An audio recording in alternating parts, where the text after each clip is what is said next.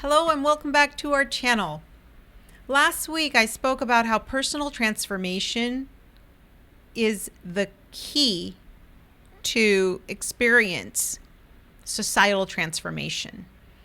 So today I want to talk a little bit more about personal transformation, but I want to speak about it from the angle of spiritual warfare and understanding how spiritual warfare plays a part in bringing forth that inner transformation. So spiritual warfare is, you can divide it up into basically three realms, or, let's just say three realms.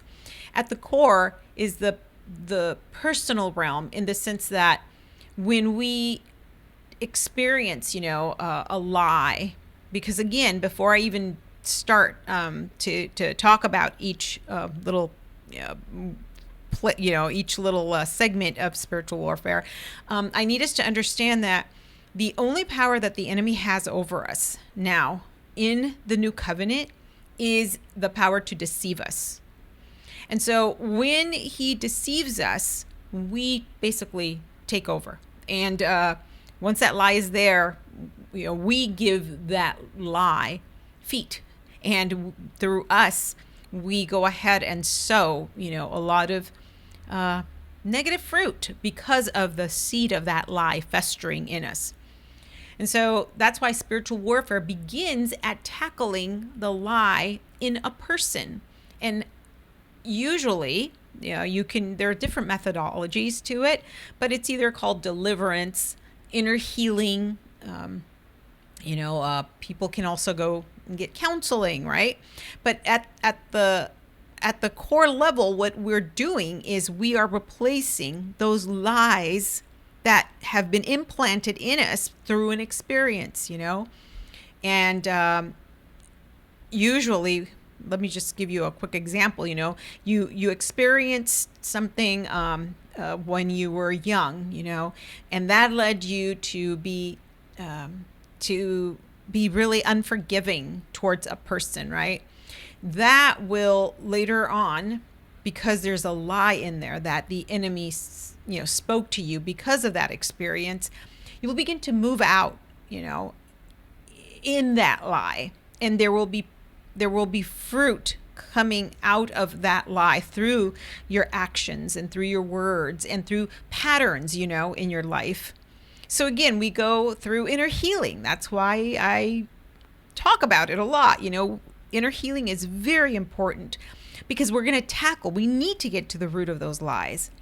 And, inner healing is basically deliverance. It's another word for deliverance. It's different methodologies, like I said before, but at the core level, we are getting delivered. We are transforming our mind. We're getting rid of those lies. We're getting rid of that and of that junk, so that we can now hear the truth and understand the truth.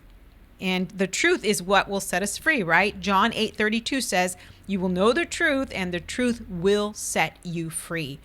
So that's why it is important to go after, any lie that has been implanted in us through, again, usually it's an experience. Okay, so then at the second level of spiritual warfare is something that is called occult level spiritual warfare. Now, this is when someone has maybe unwillingly given themselves over to something that is in the realm of the occult, like Freemasonry, Satanism, New Age stuff. And many times, when people come to the Lord, they don't even know. They don't even realize that they'd been partnering up with a lot of junk, in this realm. And so, but again, that is always based on a lie that we've chosen to believe at one point or another. So at the root, there is a lie that we have to go after. So in the occult level, this is very specific, though. And so the person at this point has to recognize, and renounce any partnership with any of those occult practices. And again, sometimes it's been unwillingly, people have, because of parents, or family lineage, there have been doors that have been opened for some of these occult practices, and the person is basically perpetuating, and they have been receiving that lie and been moving out in that lie without even knowing it, right?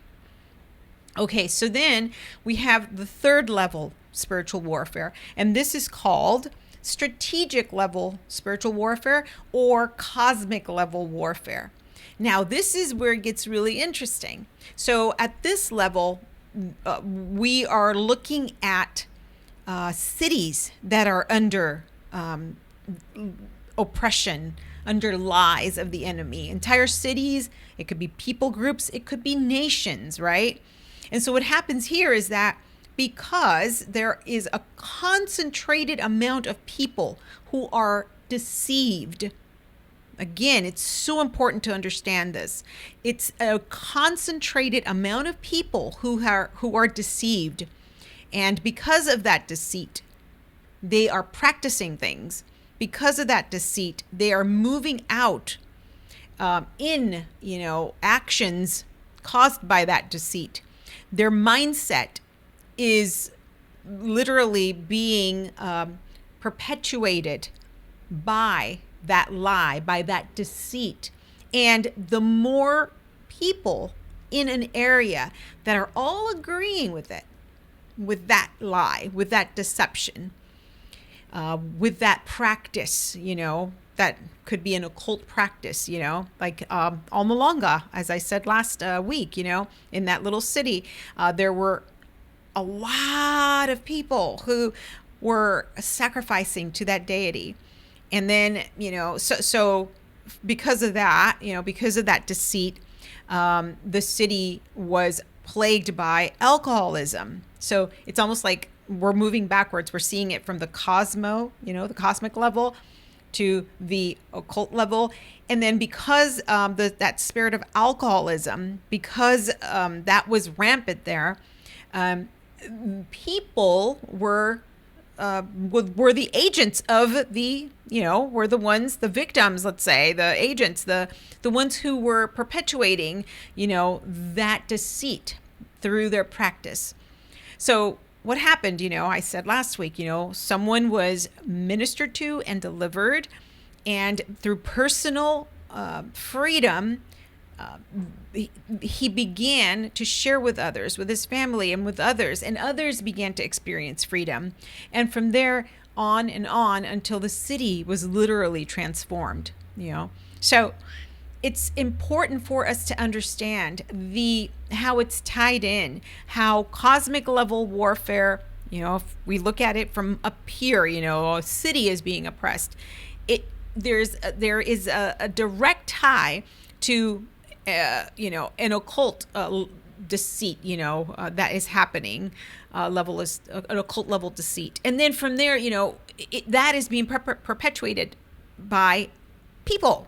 And it's not something that just happens like in movies, in Hollywood, like you see this cloud, that just descends on a town. It's evil coming. Well, no, that's not the way it happens. It happens through us believing a lie.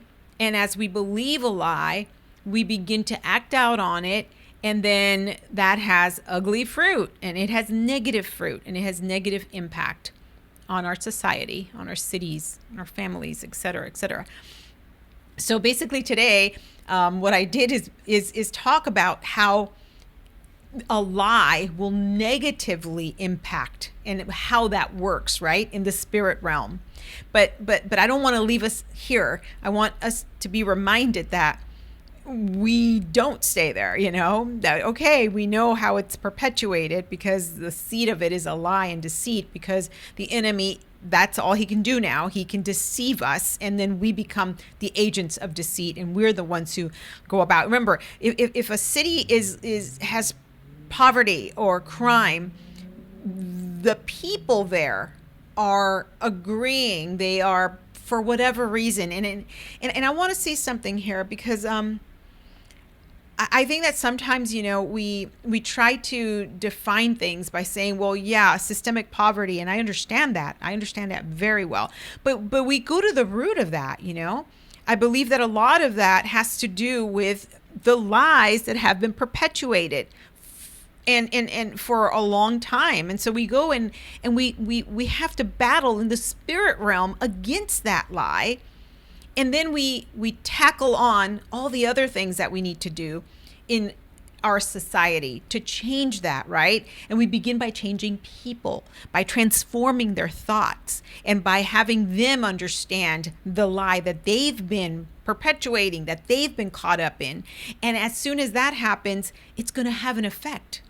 And that will have an effect on, in themselves and in their families, and then eventually, again, like I talked about last week, in the city. But again, it all begins at understanding the personal responsibility that spiritual warfare encompasses. We must go to the root of the lie and replace it with the truth. Truth is powerful. Truth is life-giving and transforming. Whenever we see transformation happening, it's because lies are being transformed by the truth. They're being replaced with the truth. And so that's what I want us to remember today.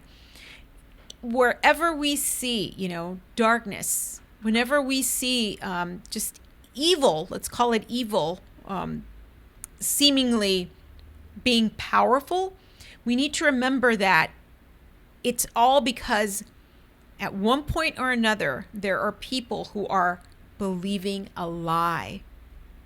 And that lie needs to get replaced, needs to be gotten rid of. It needs to be removed, and the truth needs to come in.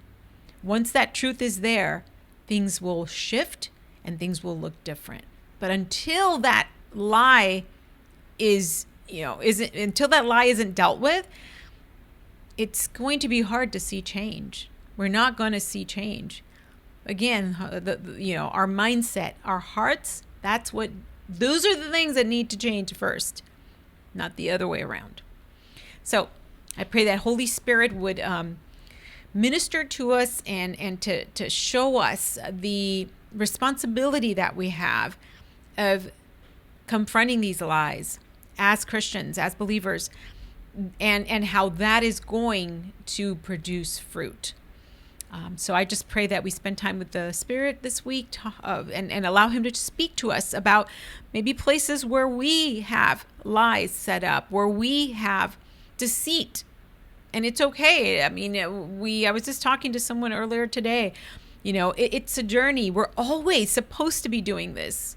It's not like we get to a point where we say, hey, I'm here now and I'm done. As a Christian, I'm done. And no, that's not real.